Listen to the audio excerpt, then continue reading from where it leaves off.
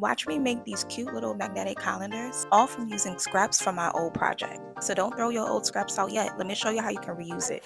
First, you will cut around all the edges, and you should get a nice clean piece like that. And when you're done, set those aside, and we're gonna head over to Cricut to create our design. So here I'm using Cricut on my phone for this tutorial. I'm gonna go to shapes, and then I'm gonna grab a square. I'm gonna resize it, and the measurement that I'm using is 5 by 3.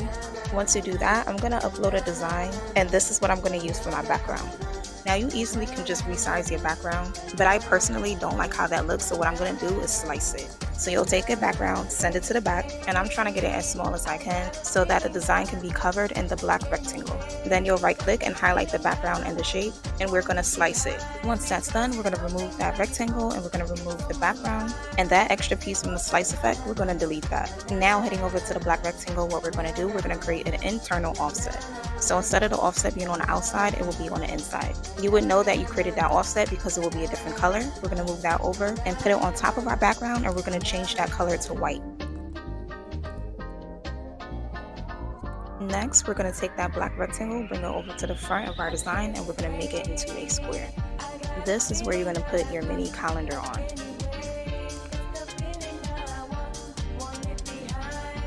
Then I'm going to reshape it and make sure that it's aligned and in place. And then I'm going to change the color to pink just so it matches the background. Now you're going to go to text, and here I'm going to put 2026 calendar. Then I'm going to resize it and I'm going to put it on top of that pink square. So this will be considered the foundation of your calendar from here on out. Create your own designs, so you can either bring in images or upload images, but you can also use images that's already on Design Space. You would just click on images and then type in what you would like to put on there. What I did, I just put in Happy New Year and I put in fireworks, and I just placed them how I would like it on my design. Once done, you will right click everything and then you're going to flatten.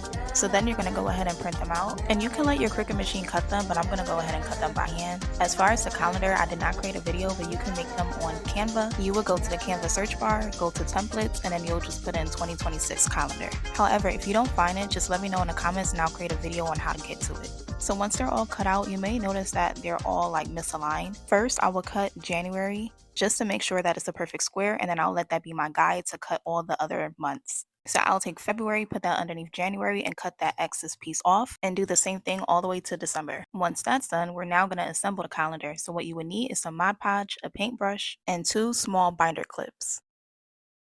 You're going to take the binder clips and put one on each side, and that's just going to hold the calendar in place. Take a little Mod Podge, and then you're going to brush that on the top of the calendar. And you want to apply a thin coat, let it dry, and then apply another thin coat and let that dry again. Now we're going to grab our